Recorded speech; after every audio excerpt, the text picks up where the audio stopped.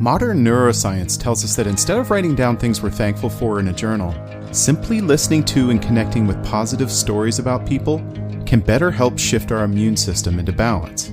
It can help us move from a state of constant anxiety towards motivation. So 3 days a week, I'm sharing stories we can feel good about. Mondays, you'll hear a story from the past to be thankful for.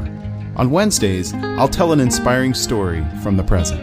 And Fridays, you'll head into the weekend with a story to keep you optimistic about our future. Hi, I'm Chris. Welcome to My Good 3.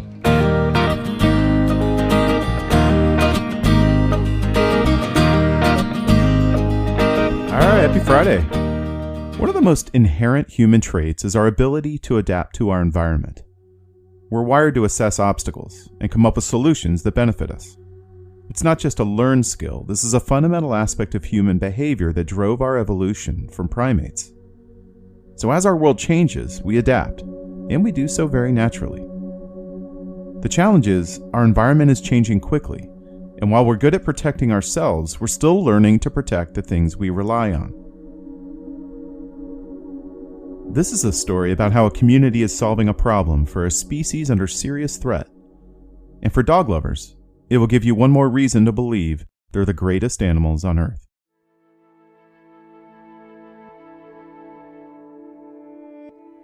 There's no debate that there are major changes happening on our planet, and most would agree that they're a direct result of what humans are doing.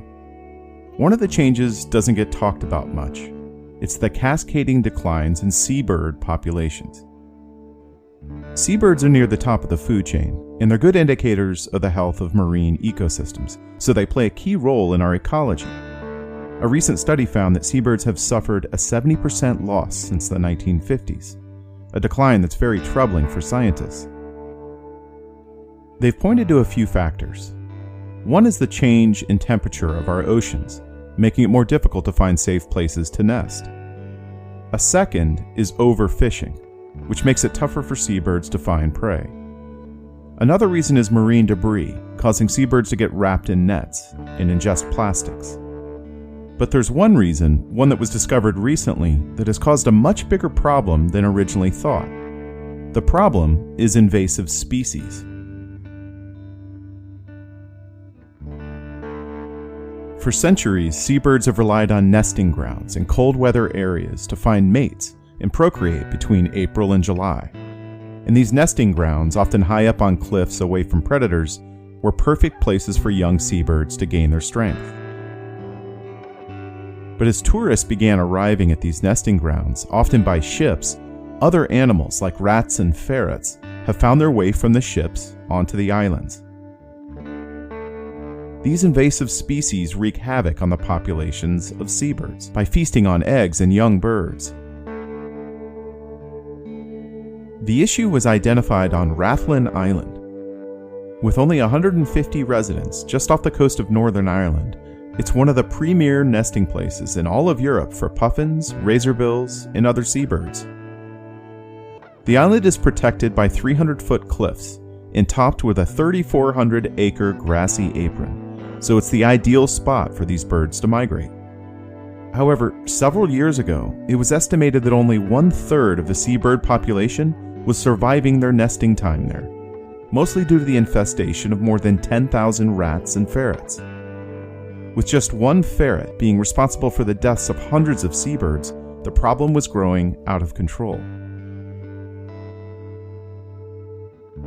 So the EU and the National Lottery Heritage Project partnered up to start an effort called the Life Raft Project to eradicate the rats and ferrets from the island. Armed with over 6,000 traps, a team of scientists and researchers, as well as professional climbers with ropes to navigate the terrain, covered the island and began their work. The effort was an enormous success, having an 88% success rate. However, they still haven't entirely eradicated the invasive species. That's where Woody comes in. Woody is a 2-year-old fox red Labrador retriever who was brought in to identify any remaining animals that weren't trapped by the project. Wearing ski goggles to protect his eyes from thorns and brambles, Woody is trained to detect the droppings of both rats and ferrets. He routinely surveys the terrain and finds pockets of the animals that still need to be removed, and he's incredibly good at what he does. In addition to the work that Woody is doing, in order to ensure the island stays free of invasive animals, there are new procedures in place to ensure no more rats or ferrets are introduced to the island from ships. It's estimated that by 2026 their work will be complete, and the island will be entirely free from the invasive species, allowing hundreds of thousands of puffins and other seabirds each year to increase their populations in the area. While there's still much work to be done to remove invasive species from other nesting places where seabird populations are declining, and the warming planet isn't going to change anytime soon, it's encouraging to see that we have identified major causes and come up with creative solutions, like our friend Woody, to help an endangered species fight back.